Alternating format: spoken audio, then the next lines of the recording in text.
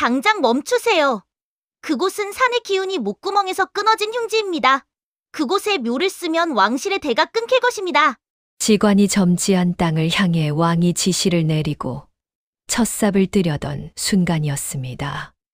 집신도 신지 않은 거지 소년 하나가 호위무사의 바짓가랑이 사이를 뚫고 튀어나오더니 당돌하게 외칩니다. 안녕하세요. 야단명가를 찾아주셔서 감사해요. 구독, 좋아요는 커다란 사랑입니다. 수천의 군관이 옷에 깃발을 나부끼며 웅장한 산허리를 에워싼 실로 장엄한 국왕의 살릉 행차 길이었습니다. 조선 팔도에서 으뜸간다는 관상감 제주 최지관이 번쩍이는 패처를 치켜들며 전하의 어전 앞에 넙죽 엎드렸지요. 전하 좌청룡과 우백호가 겹겹이 감싸 안고 맑은 물이 둥글게 환포하는 천하의 길지이옵니다. 화려하게 피어난 모란꽃의 형상이라며 입에 침이 마르도록 칭송을 늘어놓았습니다. 그런데 갑자기 튀어나온 천안거지 소년의 발칙한 외침에 수백 명의 대신들과 군관들은 사색이 되어 굳어버렸지요. 가장 먼저 얼굴이 흑빛으로 질린 이는 이번 살릉도감의 총책임을 맡은 영의정 김대감이었습니다. 김대감은 턱수염을 바르르 떨며 당장이라도 소년을 집어삼킬 듯이 불호령을 내렸습니다. 무엄하다. 감히 지존이 계신 어전에서 역창을 터뜨리느냐. 저 요망한 천것의 입을 틀어막고 당장 밧줄로 꽁꽁 묶어 끌어내라. 대감의 호통이 산천을 울리기가 무섭게 험악한 포졸들이 굵은 포승줄을 들고 득달같이 달려들었지요.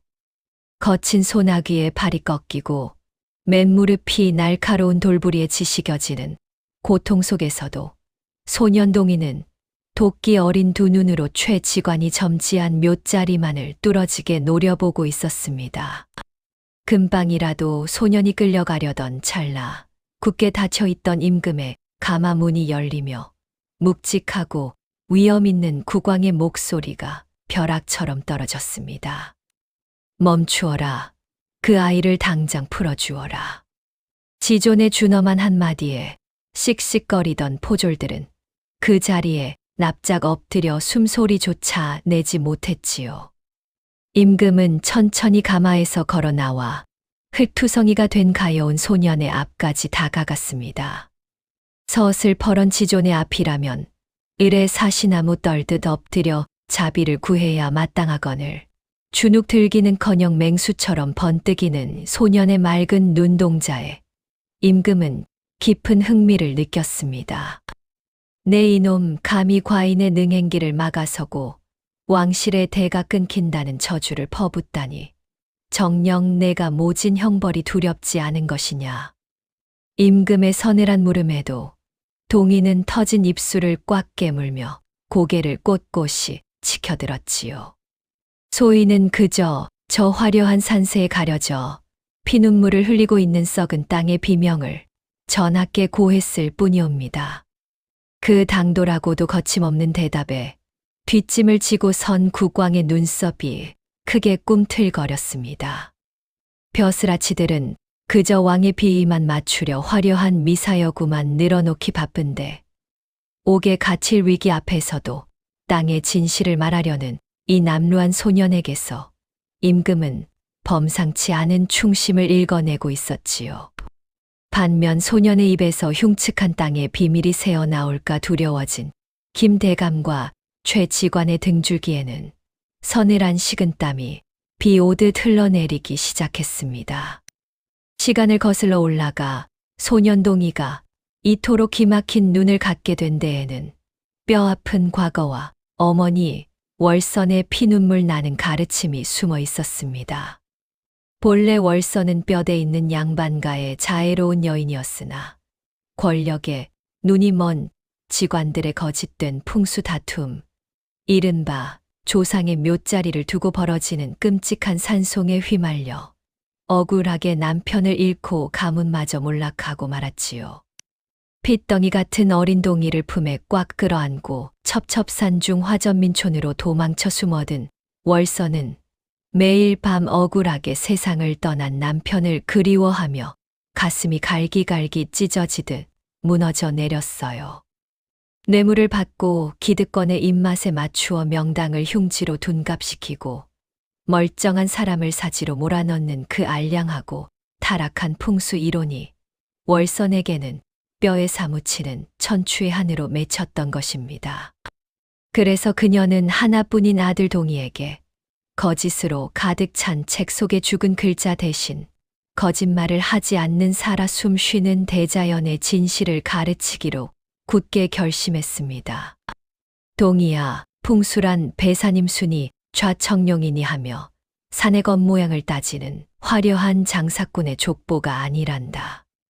진짜 명당이란 겉모습이 아무리 못생기고 초라할지라도 한겨울 매서운 찬바람을 막아주고 시린 발을 따뜻하게 녹여주는 이 어미의 품 같은 곳이어야 한단다. 월선의 그 눈물겨운 가르침을 따라 동이는 사계절 내내 집신 한 짝 신지 않은 채 맨발로 거친 산천 초목을 누비며 땅의 숨결과 깊이 교감하는 법을 배웠지요.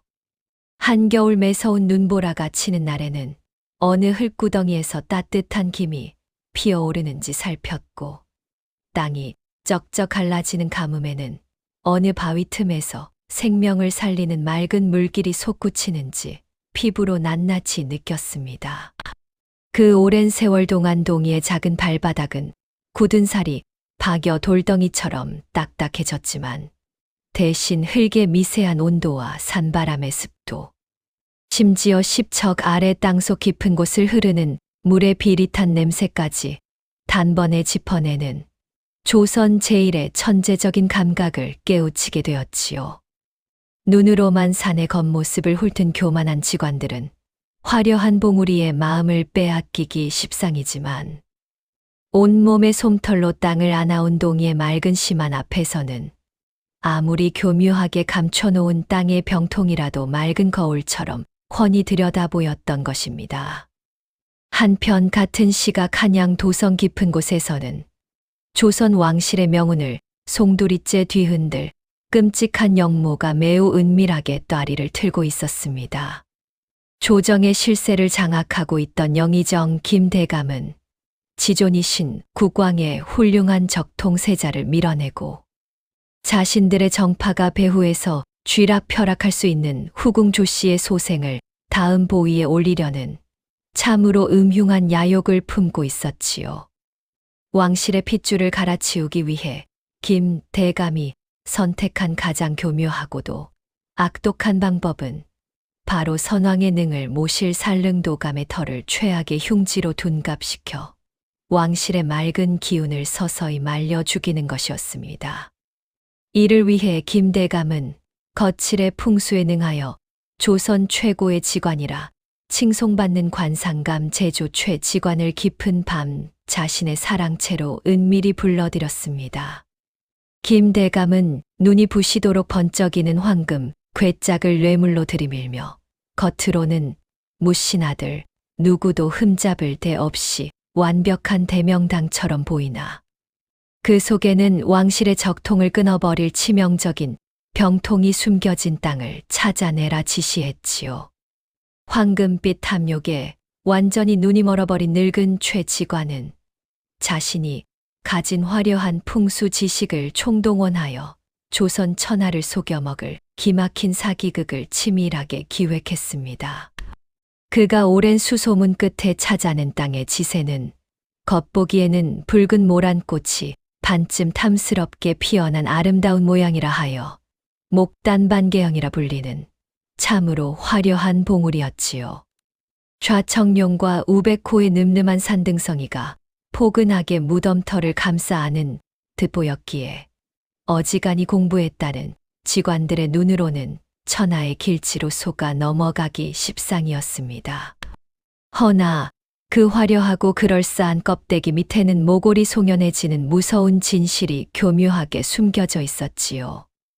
겉으로 무덤을 감싸 안은 듯 보였던 산맥의 뿌리는 사실 땅속에서 흉측하게 뒤틀려 산의 기운을 스스로 끊어버리는 이른바 절맥의 형국이었습니다. 게다가 땅속 깊은 곳에는 온기를 차갑게 식히고 시커멓게 썩어 문드러지게 만드는 지독한 진흙, 늪, 즉 객수라는 불길한 물길이 흐르고 있었지요. 풍수지리에서는 이를 두고 왕실의 장손을 병들게 만드는 가장 흉악한 살기인 황천살이라고 불렀습니다. 늙고 교활한 최 지관은 이 끔찍한 저주의 땅을 왕실 최고의 길지라며 전하를 완벽하게 속여 넘겼고, 영모를 꾸민 김대감은 조만간 세자의 기운이 꺾이고 천하가 자신의 발밑에 조아릴 날만 기다리며 비열한 쾌재를 부르고 있었던 것입니다. 그 무렵 추운 겨울을 날 어머니의 땔감을 구하기 위해 이 산 저 산을 홀로 넘나들던 맨발의 소년동이는 우연히 산릉도감의 인부들이 벌목을 하며 털을 닦고 있던 최 지관의 묘자리에 발을 들이게 되었습니다. 사방에 화려한 오색 깃발이 꽂혀 있고 수백 명의 험악한 군관이 경비하는 삼엄한 구역이었으나 산 짐승처럼 날쌔게 바위를 타는 동이의 조용한 발걸음을 막아설 수는 없었지요. 동이가 그 화려한 모란꽃 지세의 정중앙, 즉 훗날 선왕의 옥체가 묻히게 될 하관 자리에 굳은 살 박인 맨발을 가만히 내려놓은 바로 그 순간이었습니다. 발바닥이 흙에 닿기가 무섭게 동이의 척추를 타고 마치 한겨울 살얼음판을 맨몸으로 걷는 듯한 끔찍하고 섬뜩한 냉기가 독사처럼 스멀스멀 기어 올라왔지요. 동이가 두 눈을 지그시 감고 발끝의 감각에 온 신경을 곤두세우자 비단처럼 고와 보이는 것을 한참 아래 깊은 밑바닥에서 고인 물이 썩어 들어가는 듯한 지독한 악취와 함께 차갑고 끈적이는 진흙 늪이 흉하게 소용돌이치는 것이 생생하게 느껴졌습니다. 바로 500년 조선 왕실의 맑은 기운을 단번에 썩게 만들 무시무시한 황천살의 비릿하고 차가운 사기였던 것입니다. 권력에 기생하고 뇌물에 눈이 먼 어용 직관들은 쇳덩이로 만든 나침반만 들여다보느라 결코 읽어낼 수 없었던 그 끔찍한 땅의 병통을 평생 흙을 어머니의 품처럼 안고 살아온 가난한 거지 소년의 맨발이 단숨에 꿰뚫어 본 것이지요. 그 순간 동이의 작은 심장은 터질 듯이 방망이질을 치기 시작했습니다. 만약 이대로 모른 척 지나친다면 저 차가운 진흙 늪 속에 갇혀버린 가여운 땅도 영영 숨을 거둘 것이고, 무엇보다 아무 죄 없는 백성들의 어버이인 국왕의 핏줄이 처참하게 말라 죽을 것이 불보듯 뻔했습니다. 억울하게 남편을 잃은 어머니 월선이 늘 당부하셨듯 땅의 아픔과 진실을 알고도 비겁하게 외면하는 것은 결코 인간의 도리가 아니었기에 동이는 옥살이를 할지도 모르는 끔찍한 두려움을 꾹꾹 눌러 참으며 오늘 국왕의 어가 행렬에 맨몸으로 뛰어들었던 것입니다. 자, 숨막히는 이야기는 다시 서슬퍼런 어전의 한가운데로 돌아옵니다. 임금은 포졸들의 거친 밧줄에 묶인 채로도 흔들림 하나 없이 맑은 눈으로 자신을 똑바로 쏘아보는 흙투성이 소년을 깊고 예리한 눈빛으로 굽어보고 있었습니다. 내 이놈 천자문도 떼지 못했을 촌부의 어린 자식이 어찌 조선 제1의 직관도 보지 못한 땅의 흉맥을 보았다고 이리 방자하게 우기는 것이냐. 만약 내 혀끝에서 나온 말이 조금이라도 거짓이라면 내 놈은 무엄한 죄를 지은 엄벌을 면치 못할 것이다. 임금의 위엄 넘치는 호통이 산천을 쩌렁쩌렁 뒤흔들었으나 동이는 터진 입술을 질끈 깨물 뿐 결코 시선을 바닥으로 떨구지 않았지요. 반면 권력에 취해 하늘 무서운 줄 모르던 김대감과 늙은 최 지관의 얼굴은 이미 백지장처럼 하얗게 질린 채 사시나무 떨듯 덜덜 떨리고 있었습니다. 과연 왕실의 명운을 건 이 숨막히는 어전의 대립은 어떤 기막힌 반전으로 이어지게 될까요? 숨막히는 어전의 무거운 공기를 찢고 영의정 김대감이 이마에 시퍼런 핏대를 세우며 거칠게 앞으로 나섰습니다. 자신의 은밀하고도 끔찍한 역모가 낱낱이 파헤쳐질까 두려워 등줄기에 서늘한 식은땀이 비 오듯 흘러내렸지만 짐짓 호통을 치며 기세를 올리려 했지요. 전하, 어찌 저런 근본도 모르는 비루한 천것의 요원비어에 귀를 기울이시옵니까? 당장 저놈의 혀를 뽑고 지하 감옥에 하옥하여 왕실을 능멸한 죄를 엄히 물으시옵소서. 김대감의 그 살기 어린 외침에 멈칫했던 호위 군관들이 다시금 창검을 번뜩이며 동이의 얇은 목덜미를 향해 거칠게 다가섰습니다. 하지만 동이는 시퍼런 칼날이 눈앞까지 다가온 그 절체절명의 순간에도 결코 뒤로 물러서거나 두려운 기색을 보이지 않고 꼿꼿하게 버텼지요. 오히려 밧줄에 꽁꽁 묶인 작은 몸을 비틀어 땀을 뻘뻘 흘리고 있는 조선 최고의 어용 풍수학자 최지관을 향해 매서운 눈빛을 쏘아보며 또박또박 반박을 시작했습니다. 지관 영감께서는 저 화려한 산세가 모란 꽃이 활짝 핀 형국이라 어전에 고하셨으나 진정 저 땅의 차가운 숨결을 한 번이라도 제대로 짚어보셨소. 모라는 본디 따뜻한 볕을 품고 훈훈한 바람을 맞아야 하거늘. 저 땅은 좌청룡과 우백호의 늠름한 산줄기가 겉으로만 묘자리를 감싸는 척할 뿐 실제로는 매서운 북풍을 묘통으로 끌어들여 등 뒤로 차갑게 흘려보내는 기막힌 배궁수의 흉지란 말이오. 동이의 그 거침없는 일갈은 화려한 풍수 서적에서 베껴온 죽은 한자어가 아니라 평생 집신 한 짝 없이 맨발로 산천초목의 섭리를 온몸으로 겪어낸 대자연에 살아있는 언어였습니다.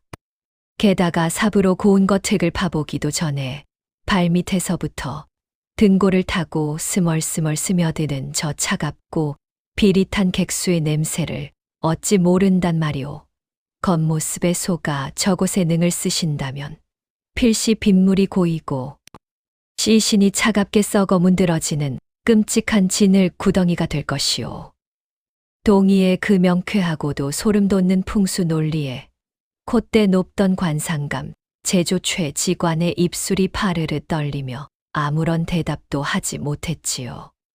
평생 책상머리에 앉아 쇳덩이 폐철만 파고들며 매물에 눈이 멀어버린 탐욕스러운 직관들은 조선 팔도의 흙냄새를 맡으며 땅을 늙은 어머니처럼 품어온 천재 소년의 맑은 직관을 도저히 당해낼 재간이 없었던 것입니다.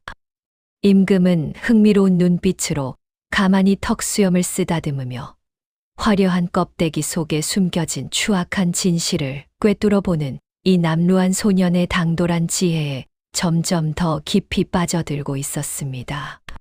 바로 그 숨막히는 긴장감이 맴돌던 찰나 호위 군관들이 겹겹이 에워싼 인파의 장막을 뚫고 치맛자락이 갈기갈기 찢어진 채 헐레벌떡 뛰어온 여인 하나가 어전을 향해 몸을 내던지듯 엎드렸습니다.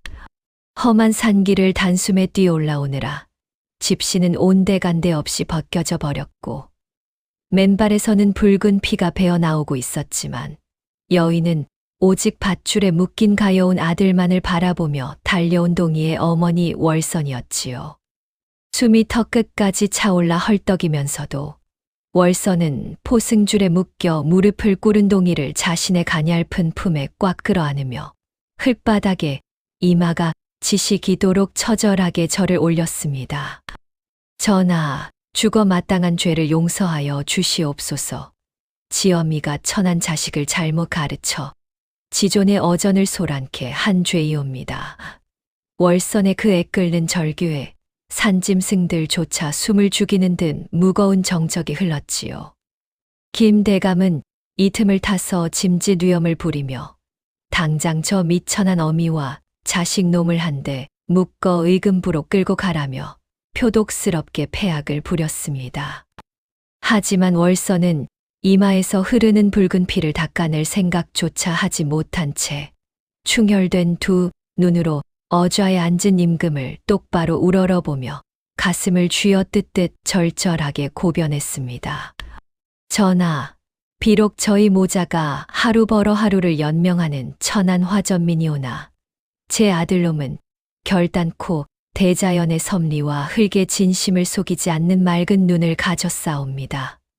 만약 제 아들의 혓바닥에서 나온 말이 한치라도 거짓으로 판명난다면 저희 모자가 평생토록 관아의 똥지게를 지고 마구간에서 짐승처럼 살아가는 천노가 되어 전하의 능멸한 죗값을 치르겠나이다. 그것은 그야말로 조선 천지를 발칵 뒤집어 놓을 자신들의 하나뿐인 목숨과 평생의 자유를 내건 너무도 끔찍하고 처절한 도박이었습니다. 과거 억울하게 남편을 잃었던 뼈아픈 역사를 다시는 반복하지 않겠다는 맹목적이고도 눈물겨운 모정이 그 한마디에 고스란히 서려 있었지요. 천한 백성일지라도 아들을 살리고 진실을 밝히기 위해 기꺼이 영원한 굴레를 쓰겠다는 그 숭고한 어머니의 희생 앞에서 차갑게 얼어붙어 있던 어전의 공기도 일순간 숙연해지고 말았습니다.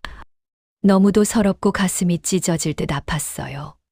그 참담한 헌신 앞에서 동희는 왈칵 쏟아지는 뜨거운 눈물을 도저히 주체할 수가 없었어요.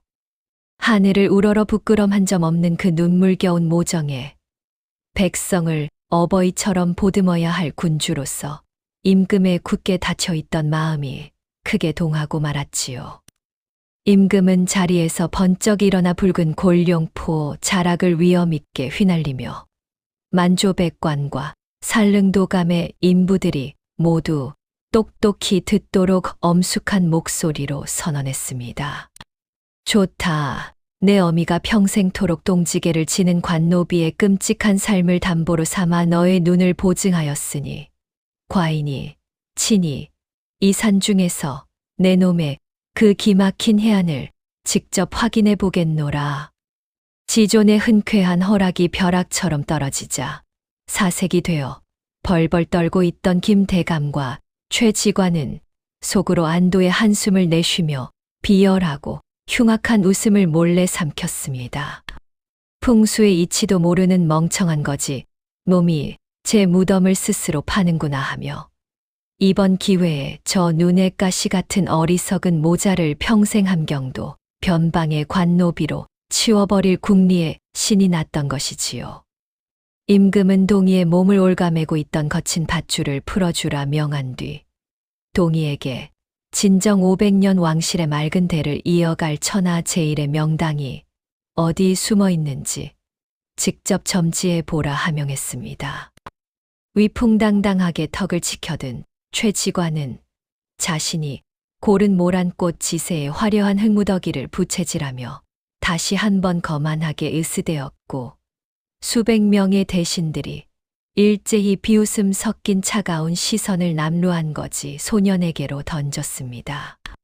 포승줄에서 풀려난 동이는 벌겋게 부어오른 손목을 한번 쓸어내리더니 칼바람이 매섭게 몰아치는 가파른 산비탈을 향해 주저없이 천천히 걸음을 옮겼지요.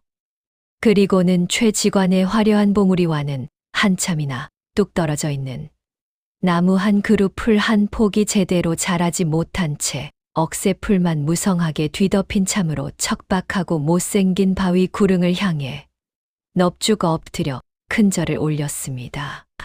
전하, 겉모습은 비록 이리 볼품없고 투박하오나 묫자리를 치는 사나운 풍사를 저 거대한 바위가 온몸으로 든든하게 막아주고 있사옵니다. 진정 왕실의 핏줄을 따뜻하게 데워줄 살아있는 생명은 바로 저 단단한 돌방석 아래에 고이 숨겨져 있사옵니다.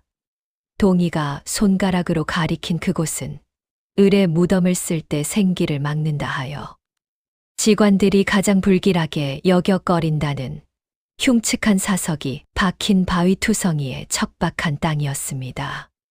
천하의 대명당을 찾아내라 하명했더니 고작 흙 한 줌 덮이지 않은 죽은 돌무더기를 고른 소년의 기행에 숨을 죽이고 있던 수백 명의 대신들과 군관들은 참았던 숨을 토해내며 일제히 배를 잡고 폭소를 터뜨렸습니다.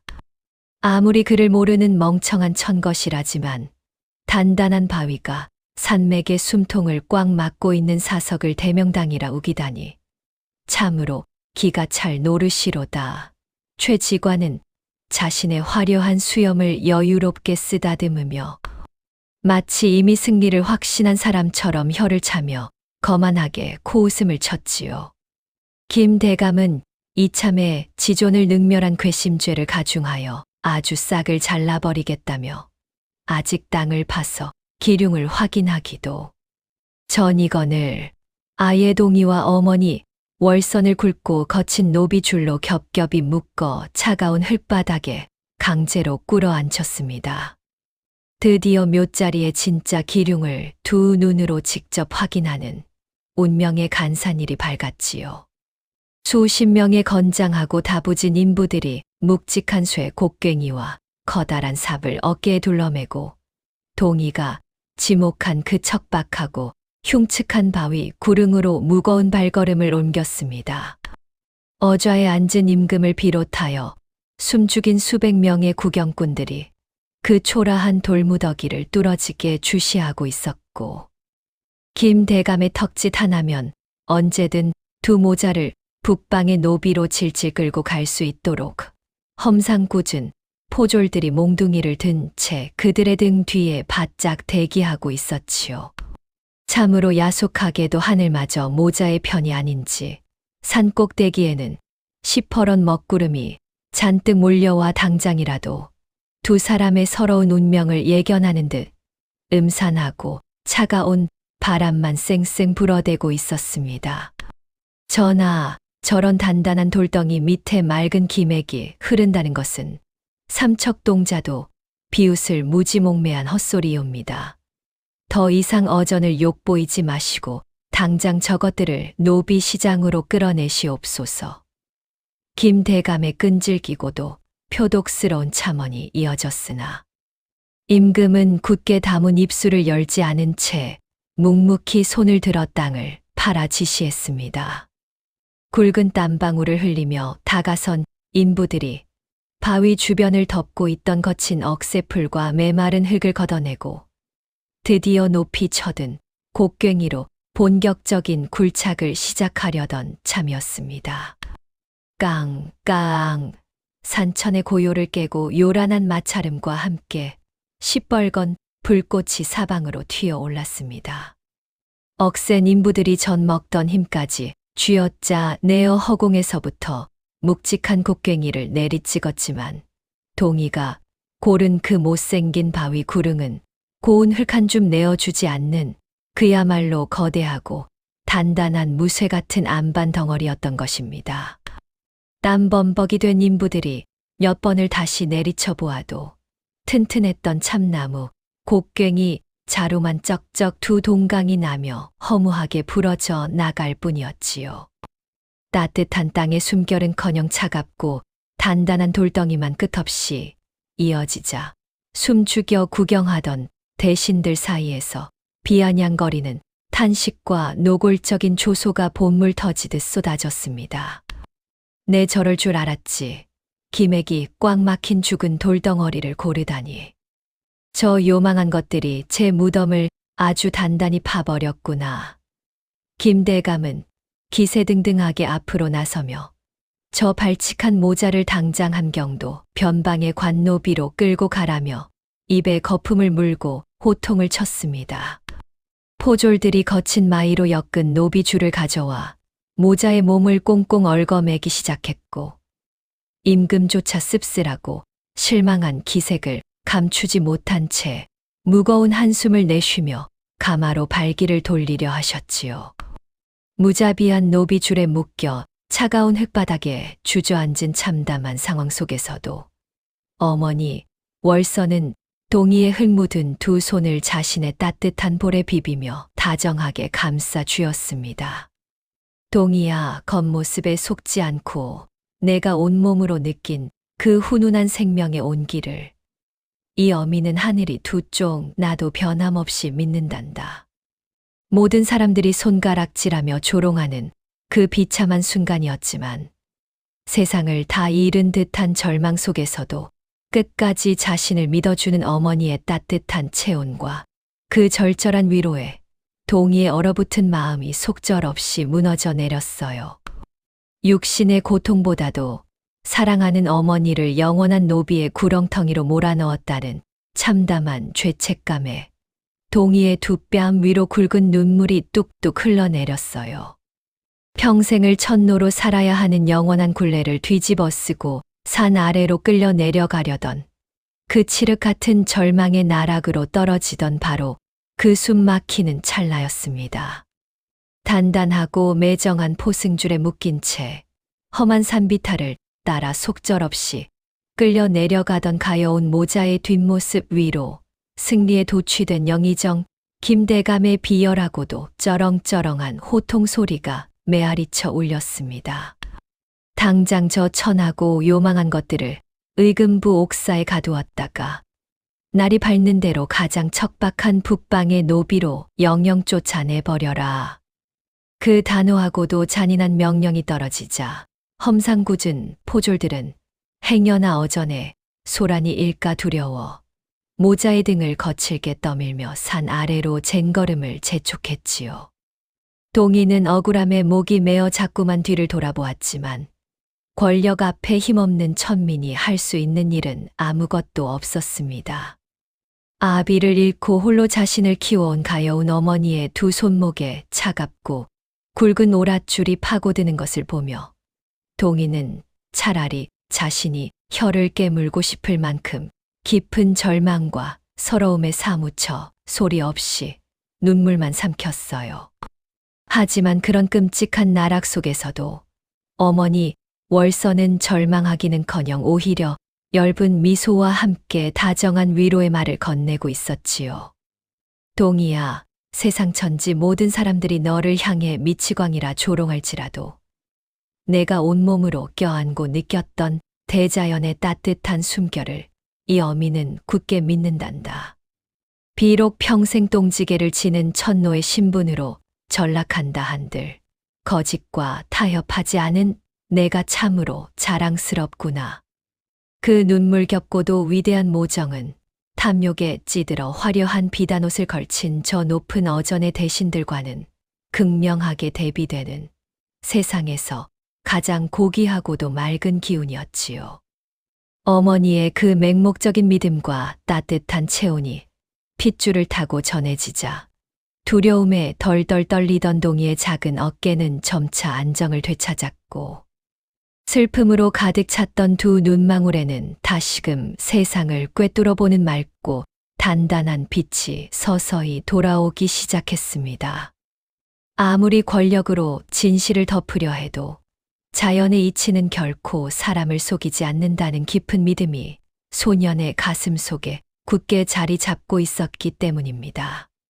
그 시각 동이 모자가 비참하게 끌려 내려간 산 중턱의 어전 앞에서는 관상감 제조 최 직관이 점지해 둔 화려한 목단 반개형의 묘자리를 향해 본격적인 굴착 작업이 한창 신명나게 벌어지고 있었습니다.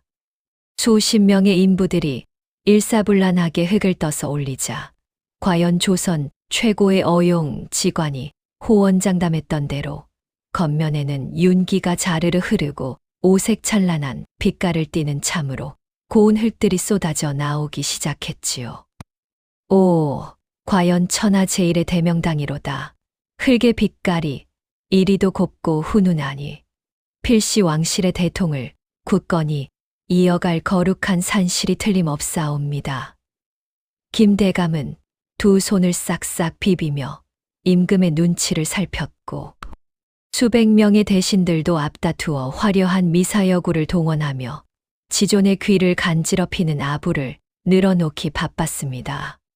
최 직관은 화려한 부채를 여유롭게 흔들며 천한거지, 몸이 감히 어전에서 황천살인이 객순이 하는 해괴한 요원비어를 짓거렸다며 눈에 가시 같은 모자가 치워진 것에 대해 몹시도 통쾌해하고 있었지요. 하지만 모두가 겉으로 드러난 고운 흙에 취해 환호성을 지르고 있을 때 오직 단 한 사람, 어좌에 묵묵히 앉아 그 광경을 지켜보던 임금의 미간에는 좀처럼 풀리지 않는 깊은 주름이 패어 있었습니다. 임금은 참으로 지혜로운 군주였기에 평생을 관노비로 살아야 하는 끔찍한 형벌 앞에서도 한치의 흔들림 없이 맑았던 그 소년의 눈망울과 자식을 위해 기꺼이 삶을 내놓던 어미의 그 처절한 진심이 도무지 뇌리에서 쉽게 잊히지 않았던 것입니다. 흙 파는 작업이 계속되어 무덤의 깊이가 한 길, 두 길 깊어질수록 어쩐지 산자락을 타고 불어오는 바람의 결이 묘하게 차가워지고 코끝을 스치는 흙냄새에서 왠지 모를 비릿하고 축축한 음기가 서서히 배어나오는 듯한 불길한 예감을 임금은 본능적으로 감지하고 있었지요. 화려한 껍데기 속에 무언가 끔찍한 비밀이 도사리고 있을지도 모른다는 군주의 예리한 직감은 동이가 남기고 간 뼈 있는 경고와 맞물려 서슬퍼런 어전의 공기를 다시금 숨막히는 긴장감 속으로 몰아넣고 있었습니다. 한편 포졸들에게 떠밀리며 산 아래로 무거운 발걸음을 옮기던 동이는 문득 자신의 코끝을 날카롭게 스치고 지나가는 산바람의 심상치 않은 습도를 기민하게 알아채고는 그 자리에 우뚝 멈춰서고 말았습니다. 피부의 솜털 하나하나를 곤두서게 만드는 이 무겁고도 차가운 대기의 흐름은 필시 하늘과 땅이 요동치며 무언가 거대한 분노를 쏟아내기 직전에 두렵고도 경이로운 전조였지요.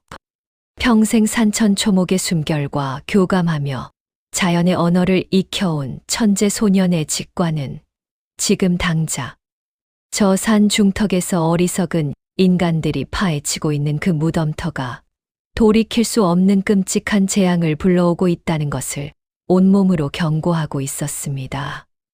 이보시오, 당장 파는 것을 멈추라 전하시오. 저 화려한 겉흙을 뚫고 한 척만 더 깊이 파고 내려간다면 묘자리를 시커멓게 썩게 만드는 무서운 객수가 터져나와 모든 것을 망치고 말 것이오.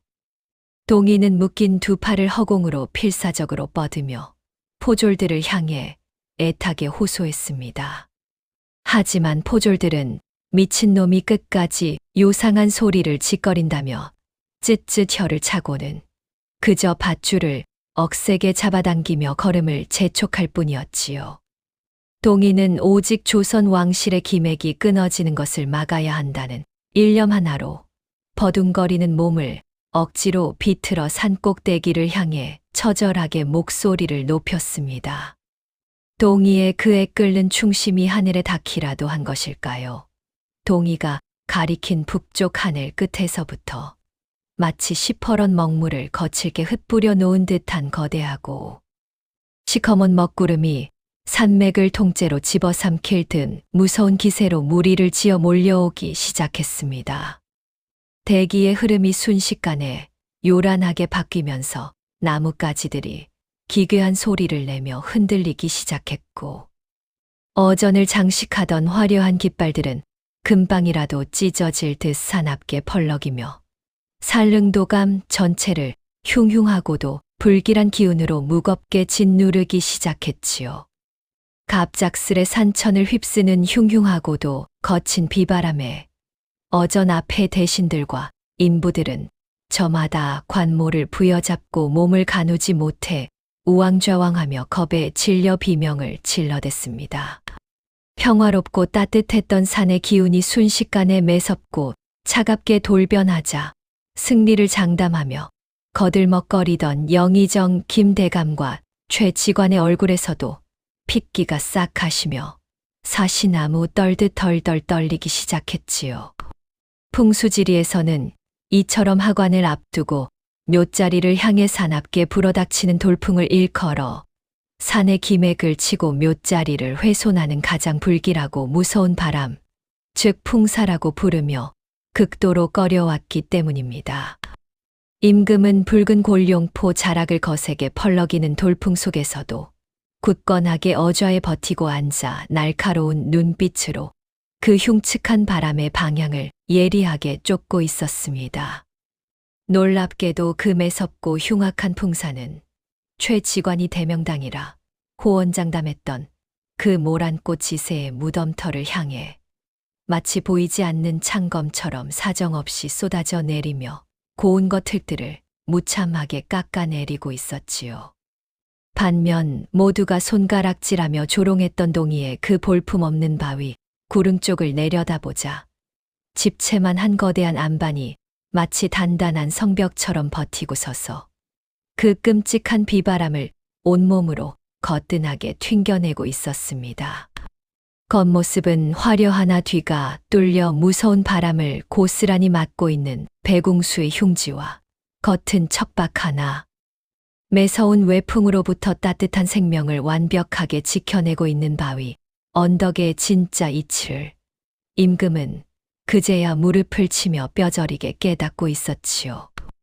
여봐라, 당장 저 산 아래로 끌려가고 있는 모자를 멈추어 세우라. 그리고 당장 과인의 앞으로 저 아이를 다시 데려오라. 폭풍우를 뚫고 쩌렁쩌렁하게 울려 퍼지는 지존의 다급하고도 결연한 어명에 넋을 잃고 있던 호위 군관들이 불이 나게 산비탈을 내달리기 시작했습니다. 김 대감은 자신의 끔찍한 역모가 낱낱이 파헤쳐질까 두려워 재발명을 거두어 달라며 땅바닥에 엎드려 애원했으나 진실을 마주하려는 군주의 그 서슬퍼런 의지를 결코 꺾을 수는 없었지요. 임금의 다급한 어명이 떨어지기가 무섭게 멀리서 쾅 하는 고막을 찢을 듯한 천둥 소리와 함께 굵은 빗방울이 후드득 쏟아지기 시작하더니 이내 앞을 분간할 수 없을 만큼 거센 폭우가 마른 하늘을 찢고 맹렬하게 퍼부어대기 시작했습니다. 하늘이 구멍이라도 난 듯 미친 듯이 쏟아지는 그 기습적인 장대비는 거칠애와 탐욕에 찌든 인간들의 더러운 속임수를 낱낱이 씻어내려는 대자연의 무서운 심판이자 거역할 수 없는 진실의 폭로와도 같았지요. 호위 군관들에 의해 가까스로 어전 앞으로 다시 불려온 동이와 어머니 월서는 머리부터 발끝까지 흠뻑 젖은 채 벌벌 떨고 있었으나 그들의 두 눈동자만큼은 쏟아지는 폭우 속에서도 횃불처럼 형형하고 맑게 빛나고 있었습니다. 그들이 어전 앞에 무릎을 꿇은 바로 그 순간 거센 빗물에 쉼 없이 씻겨 내려가던 최 지관의 화려한 묘자리 쪽에서 수십 명의 인부들이 기겁하며 혼비백산하여 비명을 지르며 뛰쳐나오는 끔찍한 광경이 벌어졌지요. 윤기가 자르르 흐르던 오색빛깔의 고운 것들이 무서운 폭우에 형편없이 휩쓸려 내려가자 그 곱고 화려했던 껍데기 아래 교묘하게 숨겨져 있던 흉측하고도 소름 돋는 땅에 진짜 민낯이 만천하에 적나라하게 폭로된 것입니다. 산의 허리가 날카로운 칼에 잘린 듯 흉하게 끊어져 기맥이 완전히 죽어버린 절맥의 끔찍한 단층이 입을 쩍 벌리고 있었고 그 파인 구덩이 속으로는 지독한 악취를 풍기는 시커먼 진흙 늪, 즉 왕실의 대를 끊어버린다는 무시무시한 살기인 황천살의 객수가 시퍼렇게 소용돌이치며 솟구쳐 오르고 있었지요. 조선 왕실의 거룩한 적통을 썩게 만들고 자신들의 뒷배를 보위에 올리려 했던 영의정 김대감과 어용지관, 최영감의 그 소름 돋고 끔찍한 역모가 천한 소년의 맑은 눈과 하늘이 내린 폭우 앞에 낱낱이 까발려지는 실로 엄청나고도 통쾌한 대반전의 순간이었습니다. 하늘이 무너져 내릴 듯 퍼붓는 장대비 속에서 시커먼 진흙늪과 흉측하게 끊어진 지맥이 만천하에 그 끔찍한 실체를 드러내자 산릉도감 전체는 그야말로 발칵 뒤집히고 말았습니다. 500년 왕실의 거룩한 핏줄을 썩게 만들려 했던 그 소름 돋는 흉계가 낱낱이 까발려지자 그토록 기세등등하게 거들먹거리던 영의정 김대감은 마치 넋이 나간 사람처럼 털썩 주저앉아 사시나무 떨듯 덜덜 떨기 시작했지요.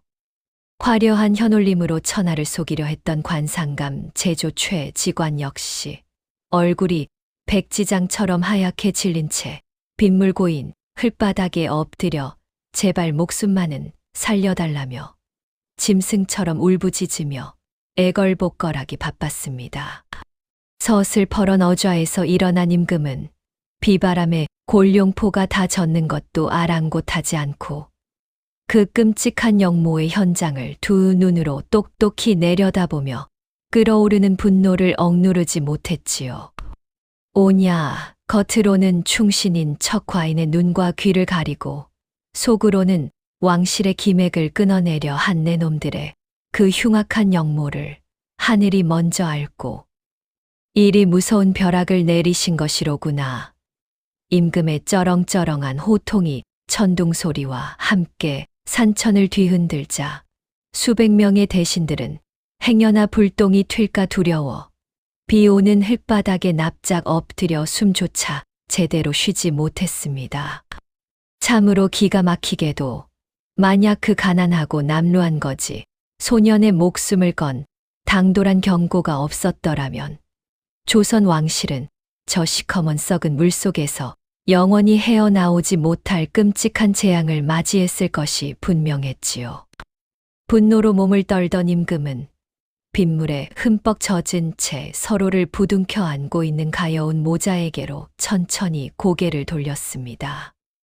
그리고는 험상궂은 포졸들을 향해 손짓하며 동이의 손목을 옥죄고 있던 그 무자비하고 차가운 노비줄을 당장 김대감과 최 직관의 목에 거칠게 올가매라 엄히 하명하셨지요. 바로 그 통쾌하고도 짜릿한 참교육의 순간 거세게 퍼붓던 빗줄기가 기적처럼 서서히 잦아들기 시작하더니 먹구름이 거친 하늘 사이로 눈부신 햇살이 한 줄기 쏟아져 내리며 굳게 닫혀있던 동이의 바위 구릉을 환하게 비추기 시작했습니다. 눈부신 햇살이 산등성이를 부드럽게 감싸 앉아 숨을 죽이고 있던 모든 사람들의 시선은 거짓말처럼 폭우를 묵묵히 견뎌낸 동이의 그 투박한 바위 구릉으로 일제히 쏠리게 되었지요. 비바람에 거틀기 몽땅 쓸려 내려가 흉측한 속살을 드러낸 최 직관의 묘자리와는 너무도 다르게 동이가 지목했던 거대한 안반은 빗물에 깨끗하게 씻겨 오히려 더욱 맑고 단단한 자태를 뽐내고 있었습니다.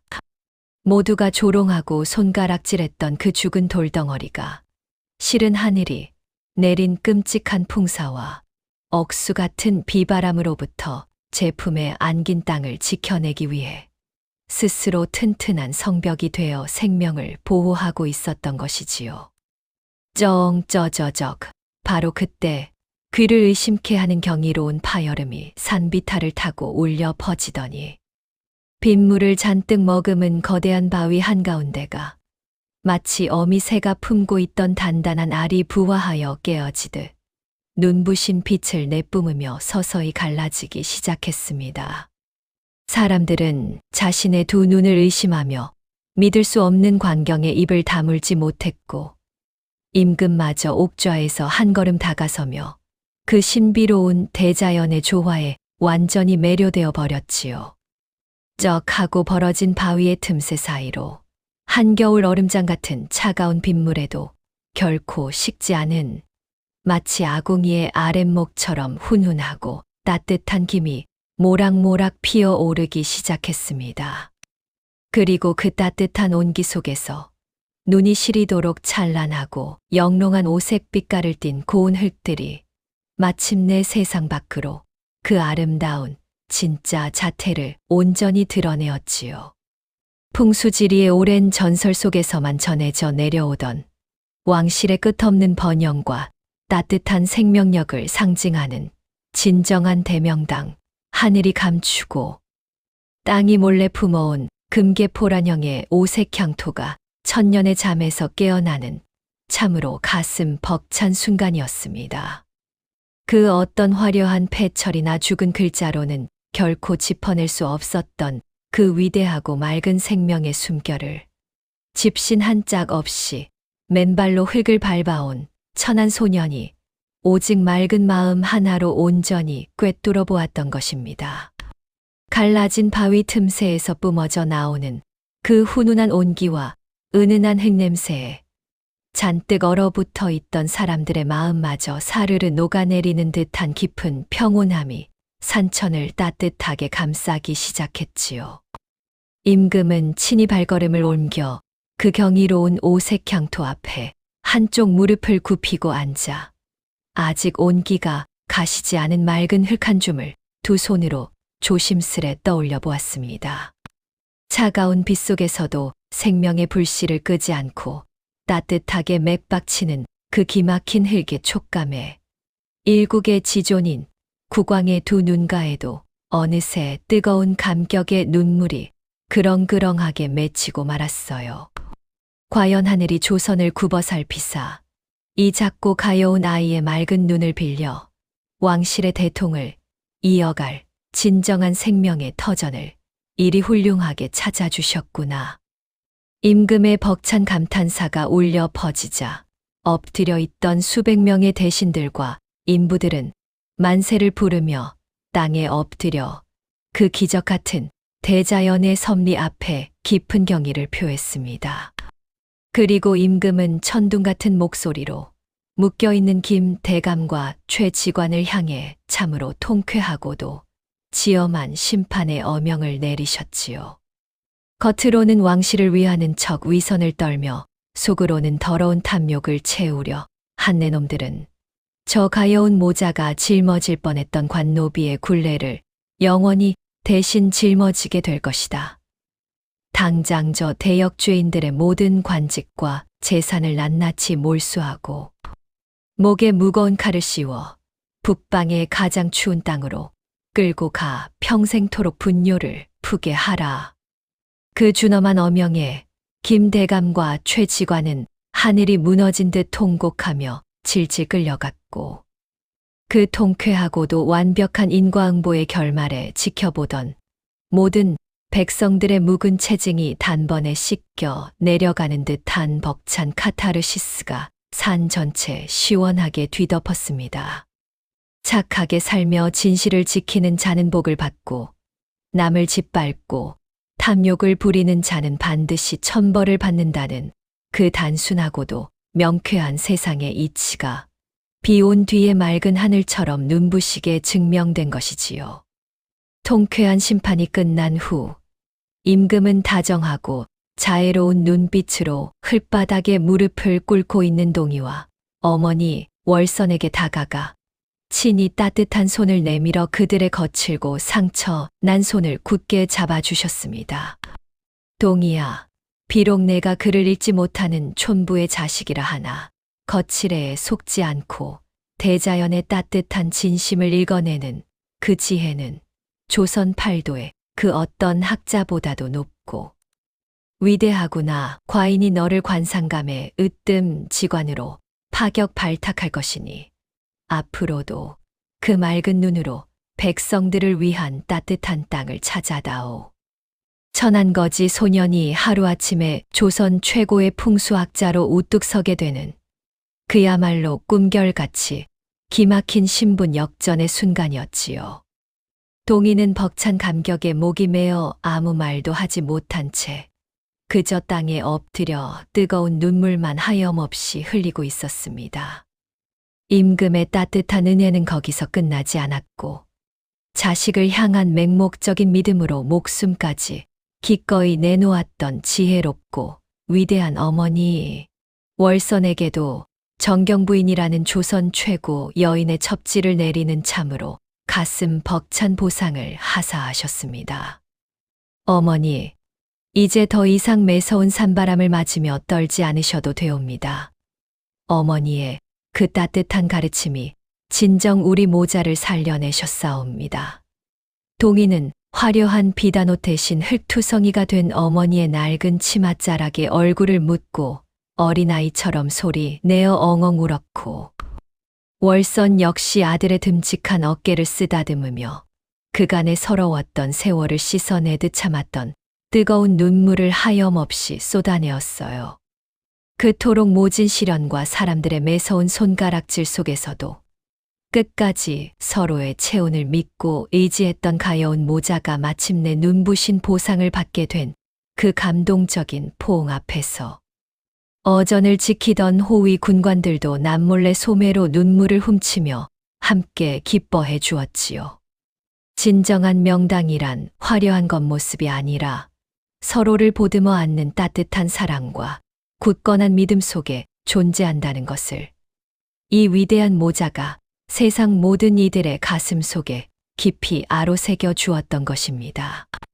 그 후로 오랜 세월이 흘러 조선 최고의 직관이 된 동희는 권력자들의 화려한 부름을 뒤로 한 채 여전히 집신을 벗어 던지고 맨발로 흙을 밟으며 전국 방방곡곡의 가난한 백성들을 찾아다녔습니다.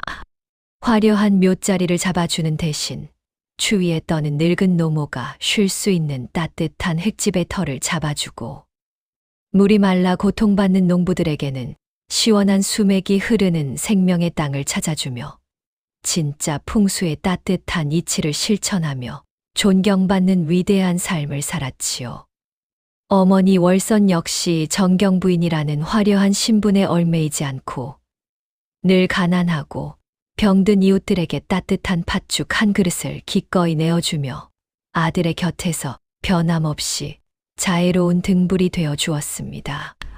겉모습이 화려한 곳에는 교만한 탐욕이 숨어있기 십상이고, 거칠고 투박한 돌덩이 속에는 오히려 생명을 살리는 훈훈한 온기가 숨겨져 있다는 그 기막힌 반전의 이치는 오늘날을 살아가는 우리들의 삶에도 참으로 묵직하고 따뜻한 울림을 던져주는 듯합니다. 어쩌면 우리가 애타게 찾아 헤매는 인생의 진짜 명당도 멀리 있는 화려한 것이 아니라 바로 내 곁에서 변함없이 나를 믿어주고 나의 차가운 손을 꽉 잡아주는 늙은 어머니의 주름진 손등과 가족들의 따뜻한 품 속에 있는 것은 아닐까요? 모진 비바람을 견뎌내고 마침내 찬란한 오색 빛깔을 피워낸 동이 모자의 가슴 따뜻한 야담 어찌 들으셨는지요? 추운 겨울 여러분의 가슴 속에도 얼어붙은 마음을 녹여줄 훈훈하고 예쁜 오색 향토가 가득 피어나시기를 진심으로 기원해 봅니다. 오늘 들려드린 옛날 이야기가 마음에 드셨다면 잊지 마시고 구독과 좋아요 그리고 알림 설정까지 꼭 눌러주시길 부탁드리며, 여러분이 생각하시는 내 인생 최고의 명당은 어디인지 따뜻한 댓글로 함께 나누어 주시면 참으로 감사하겠습니다. 편안한 밤 보내십시오.